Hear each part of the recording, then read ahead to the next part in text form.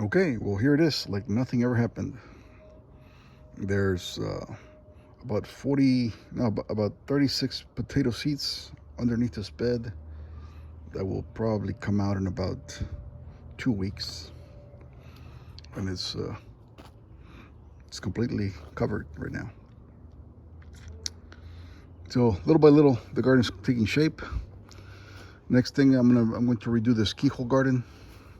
I already bought the mortar, and I'm just going to redo it. And this time, I'm going to put a lot more mortar than I did the first time, so it doesn't fall apart like I did the first time.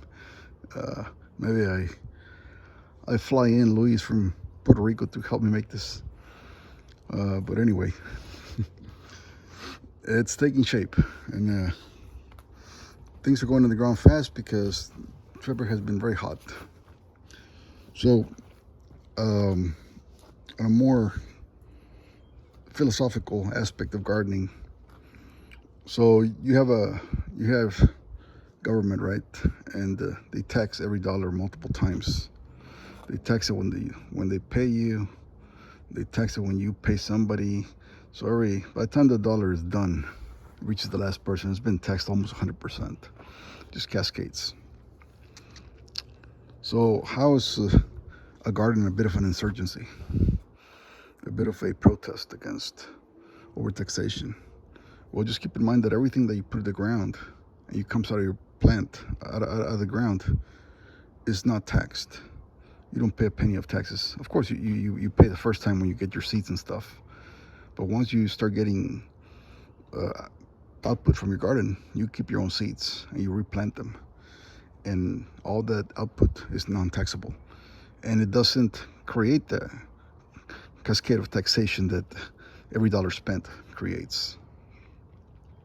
So, in this essence, you're basically diminishing a little bit of the government's ability to wage war, to wage social programs that don't benefit you, to wage cultural wars against you, against your race, etc. Right? All the nonsense that our government pays for get curtailed immediately when you grow your own food. There's an author called James Scott, economist. It's a sociologist, economist. I think he's from the Austrian School of Economics, libertarian branch. You got to read him. And he's got a book called The Art of Not Being Governed. And in that book, he describes something about the people that live between China and Southeast China, I believe, that area, mountainous area. And these are people basically of the hills, people of the mountains. The think of the Appalachian people, right? But this is in Southeast Asia. And he mentions that those people, the reason no, they still there's about 100 million people on this planet that still don't have a central government over their necks. They still don't pay taxes. They have minimal use of government, and the reason is because every time the government comes close to them, they just go a little higher, just a little bit out of reach, a little bit out of reach. The government gets tired, and they go back to taking money from the people who they can govern easily.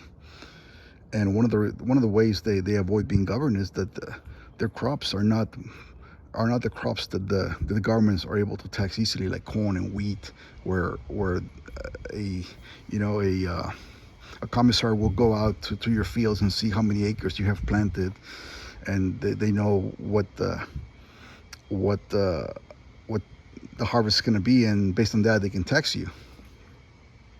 So a lot of these people are planting stuff like potatoes, cassava, uh, root crops, a lot of root crops. Same happened in some of the parts in America, like the Incas, uh, with potatoes. So first of all, government officials go visit their villages, and all they see is a bunch of huts and patches of dirt like what you're looking at right now, and they don't know what the hell. I mean, where's your crops? I don't know. We're hunting, whatever. Uh, and now when they get to see the potatoes, they hardly know what they're looking at, right? Because they'll hide them in the forest, etc. Or they hide them. They put little patches here and there where they're real hard to to spot. And in addition to that, it takes a lot of effort to dig out the crops. When you can confiscate acres of wheat or corn, you can easily confiscate that. But try digging out potatoes. It's not that easy, right? So it's not worth it. At that point, it's not worth it. So they make it very difficult for the government to tax their crops. And there's a big lesson in that, right? I mean, the more difficult it is, the more anonymous you become. The less part of the less you get in the system, the harder you become to track and to tax and to everything else. So I thought that book was very, very amazing. You gotta give it a look. It's a study. It's just a study. It's not a fiction. It's not a novel. It's a study. So it might be a little dry, so you might want to just skip through it, or maybe listen to some of his lectures. He's all over YouTube. Listen to some of his lectures just to get the gist of what he's writing about. But just keep that in mind that potatoes, for example, a lot of calories in them.